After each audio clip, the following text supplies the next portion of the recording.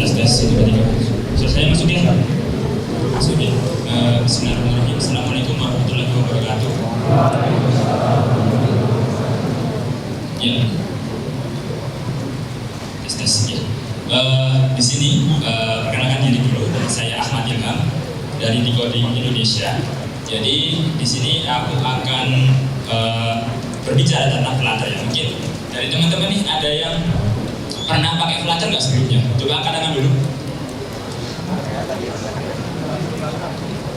Oke, banyak ya. Jadi aku nggak akan berbicara lebih dalam terkait Flutter, tapi aku akan membahas bagaimana sih cara menavigasikan sebuah layar aplikasi ke halaman tertentu selanjutnya. Jadi mungkin sesuai ya, mungkin lebih detail lagi di sini. Namaku Ilham. Jadi aku dulunya seorang Android developer ya awalnya ya. Kemudian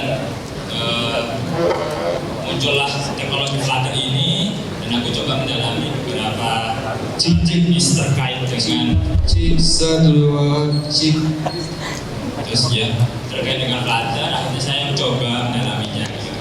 Nah, akhirnya teman-teman juga bisa cek aja di YouTube-nya Decoding. Jadi aku juga pernah sharing-sharing terkait dengan Flutter, mulai dari dasar, menengah sampai expert ya gitu ya. Jadi teman-teman mau belajar bahasa pemrograman dan kemudian belajar membuat aplikasi sederhana, kemudian melakukan state management dan lain sebagainya, teman-teman bisa cek aja langsung di YouTube-nya Decoding.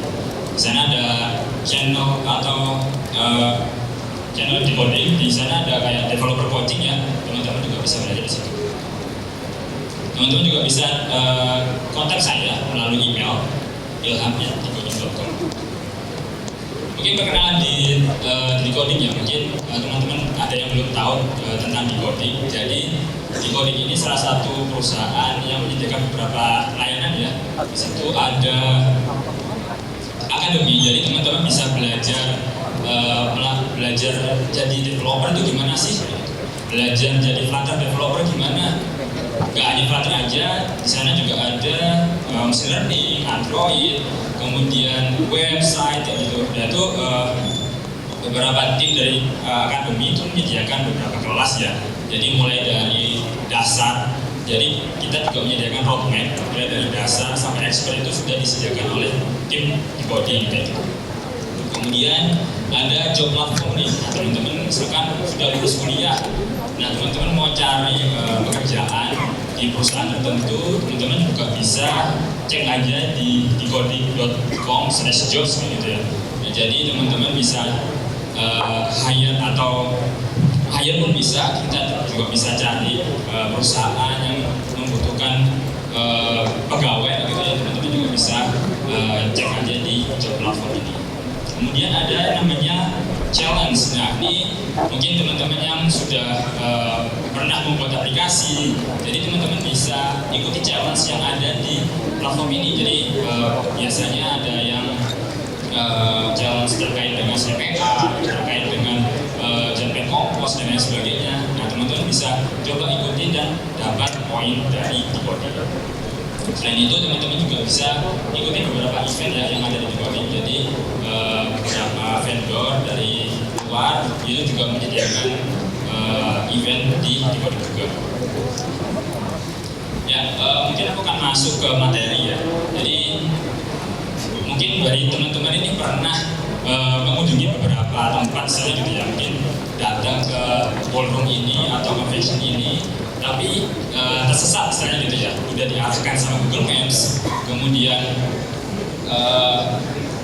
masih aja ada kayak salah jalan dan sebagainya, mungkin diarahkan ke tempat yang mungkin kayak menuju ke pasar gitu ya, jadi atau ada masuk ke kampung-kampung, jadi akhirnya datang ke sini telat kayak gitu.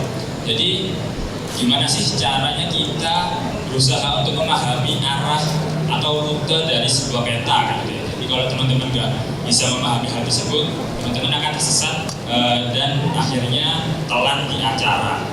Nah, konsepnya sebenarnya sama ya kayak sebuah aplikasi. Jadi teman-teman harus memahami cara bernavigasi di aplikasi. Jadi kita punya rute, gimana sih caranya halaman A ke halaman B itu gimana sih caranya, ada triknya Nah, kalau di Flutter ini biasanya pakai navigation biasa ya. Kalau aku sebutkan di sini ada 3. Ini konsepnya sebenarnya kayak navigasi yang umum. Teman-teman biasanya pakai ini. Yang pertama ada anonymous routes. Nanti aku akan jelaskan detailnya terkait ini. Ada anonymous route, kemudian ada name routes, dan terakhir ada advanced name routes. Nah, mungkin kalau dari teman-teman yang sudah belajar Flutter, itu biasanya navigasinya itu pakai navigator.push misalnya gitu ya. Nah, itu istilahnya untuk navigation, declarative navigation. Jadi konsepnya kita udah deklarasikan di awal, kemudian kita ingin bernavigasi ke halaman tertentu. Nah, ini contohnya aku buatkan sebuah sampel app ya, gitu ya.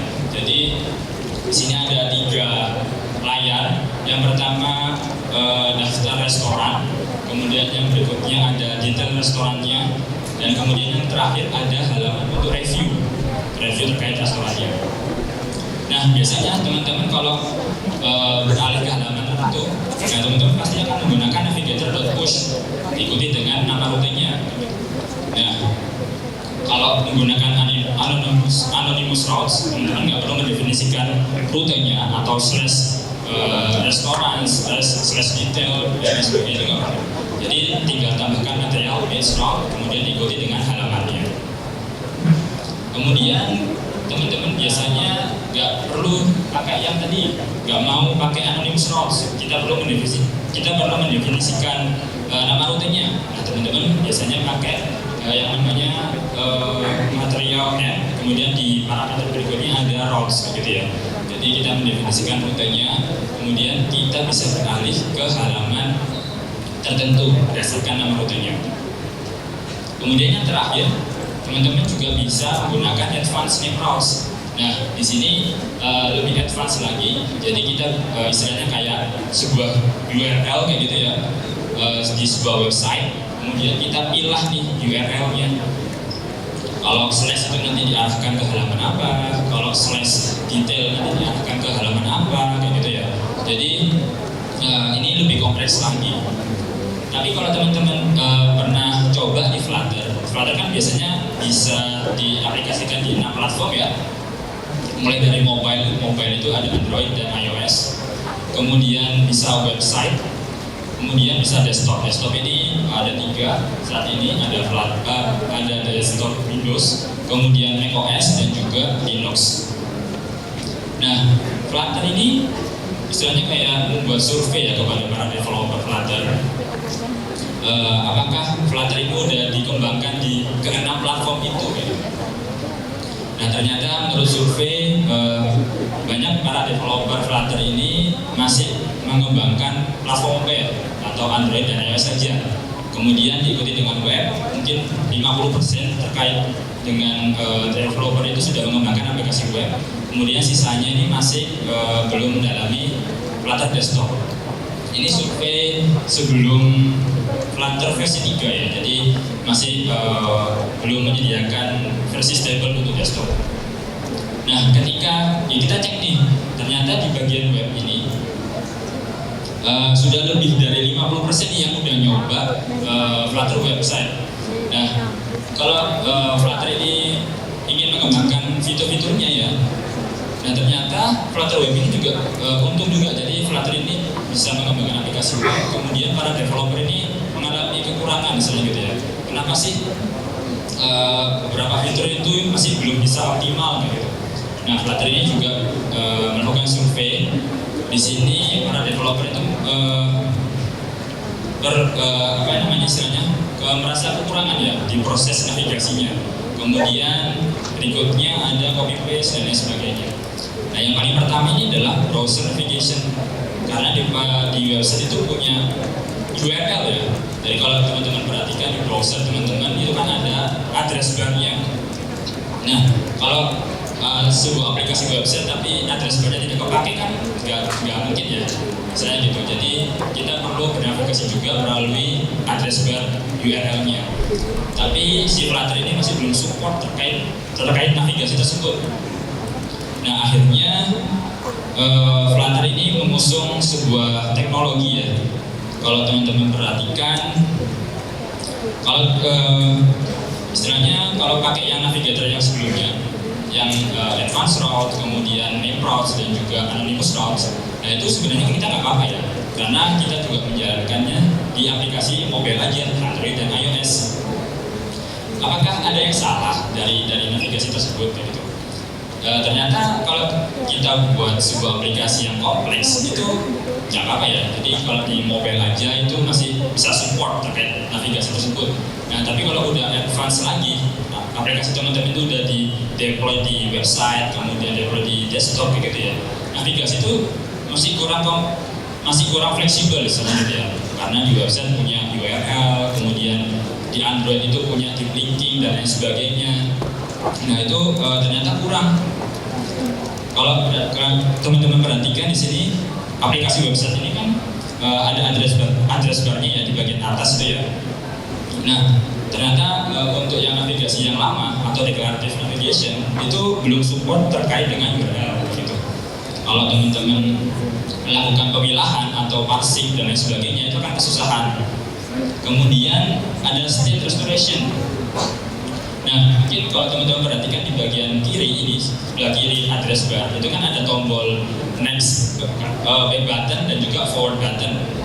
Gunanya untuk back button biasanya kembali ke halaman sebelumnya. Kalau forward button itu mengarahkan ke halaman yang selanjutnya. Nah, ternyata kalau pakai navigasi yang sebelumnya, navigation declaration itu masih belum support. Nah, ternyata Flutter ini mengusung sebuah API. Di sini ada dua API yang bernama Page API dan juga Router API. Ini mungkin sedikit kompleks ya istilahnya gitu ya. Di bagian kiri itu ada operating system, itu Android, iOS, web, desktop. Kemudian ada beberapa komponen seperti back button dispatcher, kemudian route information provider, route information parser dan lain sebagainya. Nah ini kita akan coba kulik sebentar ya. Jadi di bagian yang awal ini, yang bagian kuning, kotak kuning ini adalah Page API. Itu istilahnya kayak membuat halaman itu tergantung dengan app state-nya, jadi kayak gitu. Kemudian di bagian router API ini dia akan kompleks lagi, dia akan menghandle komponen-komponen seperti back button, kemudian mengatur tampilan aplikasinya dan lain sebagainya. Nah, ibaratnya kita punya plan nih, membuat sebuah aplikasi untuk website. Namanya restoran ya. Di dalamnya ada homepage, kemudian ada detail page, dan berikutnya ada review page. Nah kita buatkan nih sebuah plan URL-nya gimana. Nah untuk homepage teman-teman bisa menggunakan URL /restoran. Kemudian untuk detail page kita bisa buatkan sebuah URL /restoran/id-nya apa, /detail/id. Kemudian untuk review page teman-teman bisa buatkan URL restoran/review dengan query ya, name dan review. Kemudian kita buatkan sebuah konfigurasi nih. Ini istilahnya sebuah kelas ya. Jadi kita buatkan sebuah kelas namanya base configuration. Di dalamnya ada constructor home, ada detail dan juga review. Nah, ketika teman-teman ingin mencoba sebuah navigation 2.0, nah teman-teman pasti akan berkutat dengan Page API dan juga Router API kan. Nah, di dalam Page API ini ada namanya komponen page. Jadi kalau teman-teman perhatikan, udah pernah nyoba state management ya biasanya ya. Nah itu kan sebuah aplikasi itu menampilkan sebuah widget berdasarkan app state-nya. Jadi kalau state-nya sekarang login misalkan, nah itu berarti kalau sudah login berarti tampilan aplikasinya udah masuk ke halaman home, nggak perlu lagi melakukan login. Kemudian kalau belum login nih, belum melakukan registrasi atau login, teman-teman pasti akan menampilkan halaman login. Jadi kita bisa melakukan konfigurasi seperti state management tersebut menggunakan Pages API ini. Jadi yang di bagian awal ini kita buatkan sebuah homepage, kemudian kita buatkan seperti pengecualian gitu ya. Kalau state detail ID-nya itu tidak sama dengan null, maka akan menampilkan halaman detail. Kemudian jika review ID-nya tidak bernilai sama dengan null, maka akan menampilkan sebuah halaman review page. Kemudian yang berikutnya di page API itu ada namanya on-pop page. Nah di sini sebenarnya kayak callback ya untuk menjalankan ketika teman-teman melakukan navigator.pop. Biasanya kan kalau ingin kembali ke halaman sebelumnya, teman-teman kan pasti akan menjalankan navigator.pop ya. Nah di sini navigator 2.0 ini akan menghandle di callback on-pop page. Jadi istilahnya untuk melakukan proses pembaruan atau update data terkait dengan state-nya. Dan kemudian ada di router API kita punya beberapa komponen di dalamnya. Untuk umumnya di dalamnya ada router delegate untuk menghandle app state dan notify di page API. Jadi istilahnya kita punya state yang tadi untuk yang detail ID, kemudian review ID. Nah itu kita simpan di router delegate untuk diolah lagi berdasarkan state-nya. Kemudian di dalamnya juga ada current configuration ya. Current configuration ini dia akan mengembalikan sebuah page configuration berdasarkan state-nya. Jadi istilahnya kalau teman-teman pertama kali masuk ke halaman tertentu, itu kita cek nih apakah state-nya itu bernilai error atau enggak, kemudian detail ID-nya ada atau tidak. Nah kita cek terlebih dahulu sebelum aplikasi itu dijalankan. Kemudian lanjut lagi ada yang namanya set new routes. Nah di sini biasanya kalau teman-teman klik lewat address bar, kita buatkan sebuah URL tertentu. Nah dia akan cek nih URL-nya itu apakah sesuai dengan konfigurasinya sebelumnya atau tidak. Kalau dia /restoran berarti diarahkan ke halaman homepage. Kemudian kalau /restoran/detail dia akan diarahkan ke halaman detail dan lain sebagainya. Kemudian di bagian berikutnya ada route information parser. Nah di sini untuk memilah proses address bar-nya ya. Jadi URL-nya sebelumnya kita cek terlebih dahulu, kita pilah apakah address bar-nya itu atau URL-nya itu menggunakan /restoran atau /unknown dan lain sebagainya, itu dicek di parse route information. Kemudian ada restore route information. Nah ini yang tadi kita yang tadi disinggung sebelumnya di sebuah website itu kan ada tombol back button dan forward button ya. Dari sini kita cek melalui restore route information. Di sini return URL to address bar based on page configuration. Jadi mengembalikan sebuah URL berdasarkan address bar-nya ya. Nah, ketika teman-teman sudah mencoba navigation 2.0 ini tadi dengan komponen-komponennya yang ada di page API dan route API, nah teman-teman pasti akan menghasilkan sebuah aplikasi yang lebih fleksibel ya. Kalau teman-teman lihat di bagian address bar itu URL-nya sudah berubah. Kalau di halaman daftar restoran, teman-teman akan menjumpai address URL /restoran.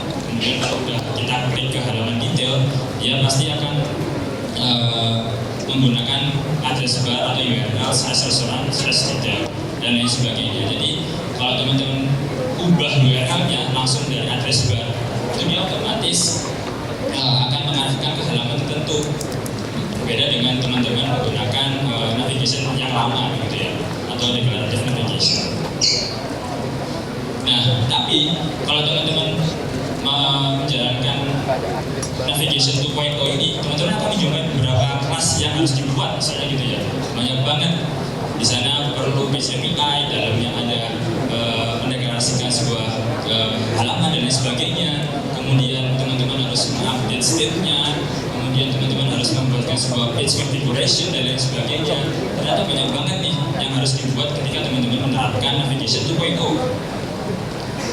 Nah, ini aku ambil dari Twitter ya. Jadi istilahnya ada salah satu GGE dari luar bernama Mike Redstrom gitu. Nah, teman-teman bisa cek aja Twitternya. Beliau ini recap ya beberapa library terkait dengan navigation. Jadi di pub.dev kalau teman-teman cek, di sana itu banyak sekali library yang teman-teman bisa pakai untuk menerapkan navigation. Salah satunya navigation 2.0 ini. Nah, di sini beliau ini melakukan ranking ya, dari ranking 1 sampai ranking 30, itu library apa aja sih yang menurut dia itu lebih baik gitu. Mulai dari jumlah likes-nya, kemudian update-nya, versinya, dan lain sebagainya udah direkap sama GDE Strong ini tadi. Nah, kalau teman-teman cek di bagian A, di nomor 1 ya, ranking pertama, itu ada library yang namanya GoRouter. Nah, mungkin kalau teman-teman sering mendapatkan informasi dari Flutter, GoRouter ini baru update ke versi 5 ya. Jadi versi yang terbaru yang bisa teman-teman pakai untuk menerapkan navigation 2.0. Jadi kita nggak perlu lagi menerapkan beberapa kelas yang kita udah sebut tadi, dia otomatis disediakan oleh library GoRouter ini. Selain itu, GoRouter ini juga dihandle sama Flutternya sendiri ya. Jadi nggak perlu khawatir lagi kalau teman-teman ada update terkait dengan navigasi dan lain sebagainya, karena ini udah langsung dari Flutternya. Flutter itu kalau yang tadi kita jelaskan sebelumnya itu low level API ya, jadi teman-teman bisa explore lebih dalam terkait dengan navigation 2.0. Nah ini versi high levelnya ya, jadi GoRouter ini langsung dinaungi oleh Flutter. Kalau kita ubah nih konsepnya, jadi kita nggak perlu lagi membuat kelas yang rumit, nggak perlu buat kelas yang banyak sekali. Teman-teman tinggal buat satu kelas aja khusus untuk navigasi. Kita buatkan kelas MyGoRouter di sini. Kemudian kita deklarasikan rute yang ingin kita tampilkan di aplikasi. Nah, kita kan tadi sebelumnya punya 3 halaman nih.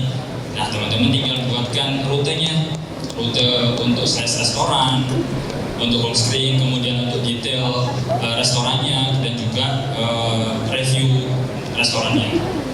Kemudian kita cek nih di bagian kita masukkan ke router config dari material app.router. Jadi yang sebelumnya kita menggunakan material app, widget material app, teman-teman tinggal ganti konstruktornya menjadi material app.router.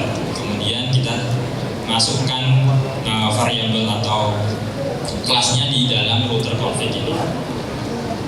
Kemudian kalau ingin bernavigasi di halaman tertentu, nggak perlu lagi update state, nggak perlu lagi buat state baru dan lain sebagainya. Teman-teman tinggal jalankan aja metode yang namanya go, push atau pop gitu ya. Kalau go ini adalah replace atau menggantikan halaman sebelumnya menjadi halaman baru. Kemudian kalau kita menggunakan push, teman-teman akan menambahkan halaman baru layaknya navigator.push. Kemudian kalau pop, dia akan kembali ke halaman sebelumnya. Kemudian, nah ini di sisi konfigurasi URL ya. Jadi kalau teman-teman sering membuat sebuah aplikasi website, pasti akan berkutat dengan URL atau parsing URL ya. Jadi kita bisa menggunakan variabel path di sini. Kalau path itu istilahnya masih masuk ke dalam URL-nya. Kalau di sini kita menggunakan /detail /id restorannya. Kemudian kalau ingin menambahkan query, teman-teman tinggal panggil state.query_params. Jadi kita bisa secara fleksibel menggunakan URL ini untuk aplikasi teman-teman. Nah, GoRouter ini juga menyediakan istilahnya replace default error. Jadi kalau teman-teman salah ketik di URL-nya, teman-teman akan menuju ke halaman tertentu misalnya. Biasanya kalau mungkin kalau ada server error, kemudian API-nya error dan lain sebagainya, itu teman-teman bisa ganti nih halamannya, ingin menampilkan halamannya seperti apa. Jadi GoRouter ini juga menyediakan error builder ini. Jadi kalau misalkan error, halamannya akan tampil seperti apa. Jadi kita bisa ubah, kita bisa replace halaman errornya. Kemudian kalau teman-teman perhatikan di Flutter Web, gitu ya, biasanya kalau kita launch pertama kali, aplikasinya kita launch pertama kali di website, nah itu pasti ada URL-nya, ada /hash slash gitu ya, atau kita sebut hash fragment. Nah, kita bisa hilangkan nih. Biasanya kalau teman-teman mau publish, mau posting websitenya, teman-teman harus menghilangkan ini biar lebih leluasa untuk melakukan address bar. Nah, kita bisa pasang URL strategy web ini langsung dari Flutter-nya. Jadi teman-teman tinggal aktifkan aja plugin dari Flutter Web Plugins, kemudian kita jalankan function-functionnya ini. Nah, otomatis tampilan aplikasi sudah lebih terstruktur ya. Jadi untuk address bar-nya sudah nggak ada hash-nya, kemudian untuk navigasi pun sudah lancar gitu. Jadi nggak perlu lagi mikirin pembuatan kelas dan lain sebagainya itu nggak perlu. Kita tinggal ganti menggunakan router. Nah, mungkin teman-teman juga bisa cek aja di GitHub aku sudah buatkan sebuah starter project ya untuk navigation 2.0 ini. Kemudian teman-teman juga bisa cari referensi terkait dengan library router dan juga navigation 2.0.